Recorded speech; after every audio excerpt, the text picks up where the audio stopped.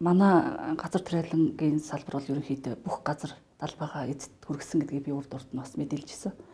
Тэгээд тэргүүднээс хүмүүс бол одоо тариалт хийх ирмэлцэлтэй бас эдийн засгийн гэсэн боломж өөрсөнд бас бий болцсон байна. За зөвхөн энэ жил хэд манай иргэд бол хөдөөж ухаан зээл тусламж болоод бусад өөрийнхөө хувийн одоо бэлэн мөнгө хөрөнгөөр шин техникүүдийг маш их хэмжээгээр худалдаж авсан. Яг энэ жил орж ирсэн шин техник тоног төхөөрөмж бол нийтдээ 8.8 тэрбумны төгрөгийн одоо хөрөнгө оруулалтыг манай тариаланчид хийцэн байгаа аж ахуйн нэгжүүд. Өөрсдөө гэсэн. Өөрсдөө. Тэгэхээр одоо цаашдаа бол ер нь манай аймагт одоо шинэ хөдөө төсөлгөө яригдчихэж байгаа тийм.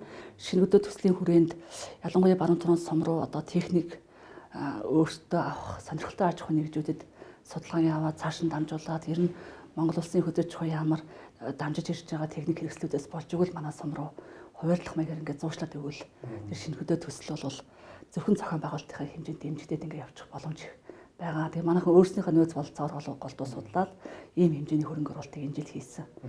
Тийм тэгээд ургацч бас нэлийн боломжийг авсан. Мэдээж тэр их техник цөөхөн хэдэн хүн бол өөрснөө бэлэн мөнгөөр авч яхад ихэнх нь бол зээлээр авсан байж байгаа шүү дээ. Тийм тэгээд одоо ургацынхаа төрөвчээсээ тэгэл мөн зээлээ төлөх ийм ажил руу гараа явж байна.